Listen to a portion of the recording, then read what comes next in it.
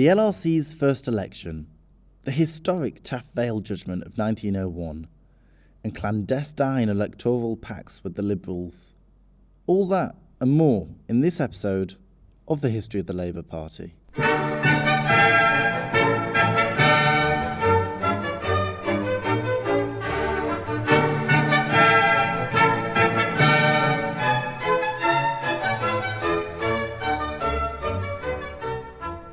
Almost immediately after the foundation of the LRC, the new group had the September general election of 1900 on its hands.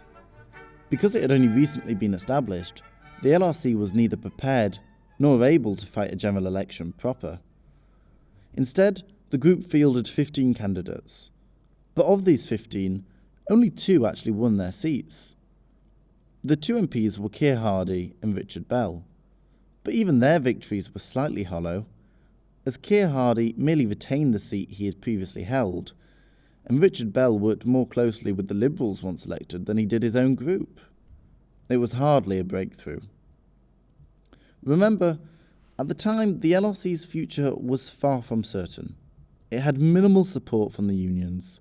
It was still living under the shadow of the Trade Unions Congress Parliamentary Committee, and it was entirely conceivable that the entire organisation and its many different factions would fall apart. However, in the next 3 years, 2 events would consolidate and secure the LRC and later the Labour Party's future. The first was the monumentally important Taff Vale ruling of 1901.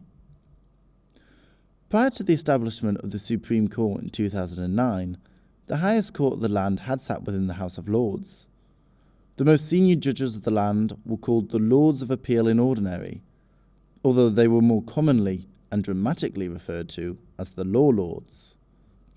In 1901, these Law Lords made the extraordinary ruling that striking trade unions could be sued by businesses for damages caused by their members. This ruling opened the possibility of unions becoming liable for the same costs and pressures that strikes were designed to inflict. It would have bankrupted unions, and it would have crippled the effectiveness or even the ability to call strikes. The outcome of the Taff Vale case caused widespread alarm within the trade union movement. Their first priority was to get this case overturned, and to get it overturned as soon as possible. However, it soon became apparent to the unions, as they faced this existential threat, that in a situation such as this, a parliamentary presence was crucial, and furthermore, that to avoid future scenarios like this, a parliamentary presence would be vital going forward. Ironically, it was this ruling, which threatened the very existence of the unions, that helped to secure the future of the LRC, the party of the unions. Over the next 2 years, the LRC's affiliated trade union membership grew from over 350,000 to over 850,000. Dozens of previously uncertain unions now rushed to affiliate themselves and their members with the LRC. This provided the LRC with a much-needed new source of income, and also gave the group greater influence and legitimacy. Whilst the trade unions and the LRC worked towards overturning the Taff Vale judgment, another crucial event was taking place: a secret electoral pact between the LRC and the Liberals. Despite their differences, for the first decade or so of the Labour Party's existence, Labour and the Liberals were still very close on a range of issues. This was especially the case with the most radical Liberal MPs, of whom there were a considerable number. Together, the two formed a strange kind of progressive alliance. At this time, many trade union members were still Liberal Party supporters, and even some of the LRC's leadership were former Liberals.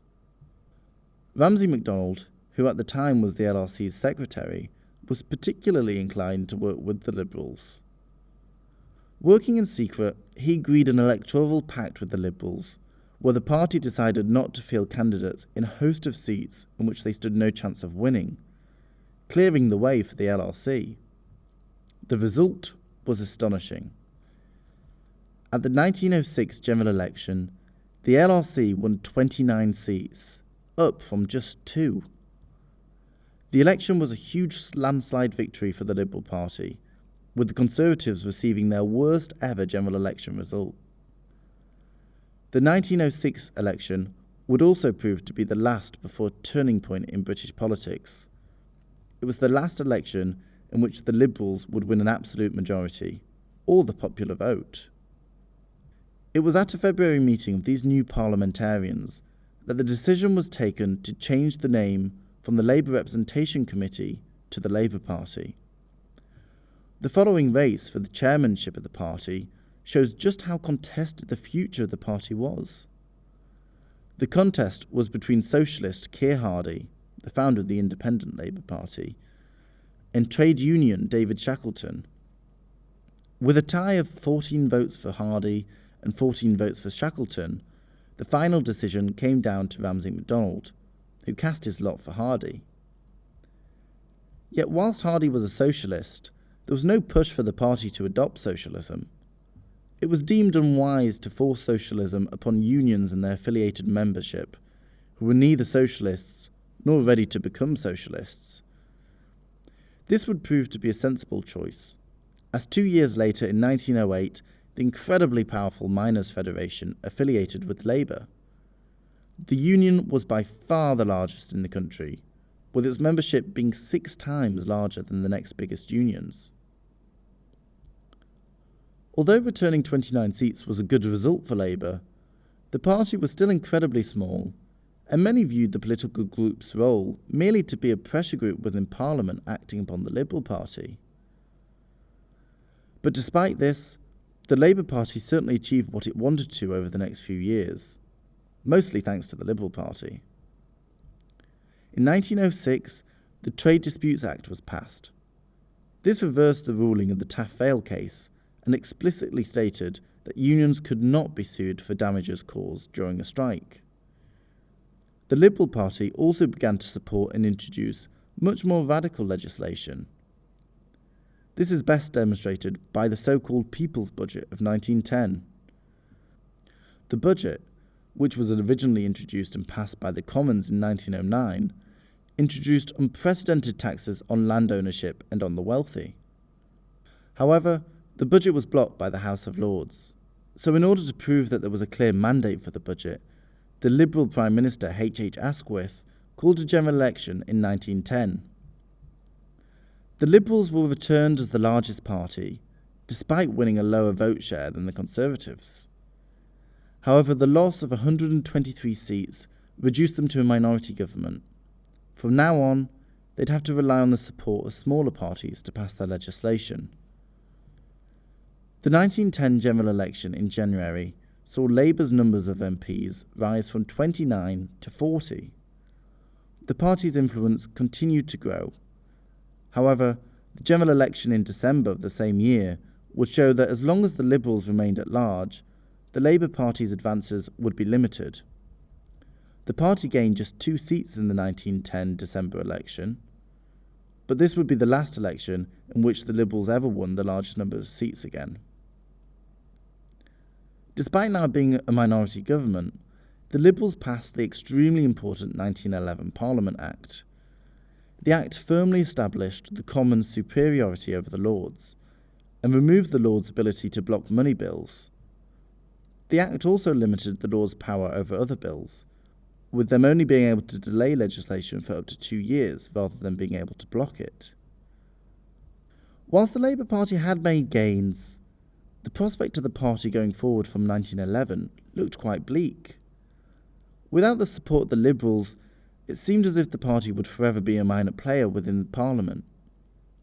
But soon, all of this would change rapidly. Join me next week as we begin to explore how the outbreak of the First World War changed the fortunes of the Labour Party forever. As always, if you enjoyed this episode, then please do share and get in touch, either on Twitter @historyoflabour or send us an email at historyofthelabourparty@gmail.com. Thank you so much for listening, and I'll see you all next week.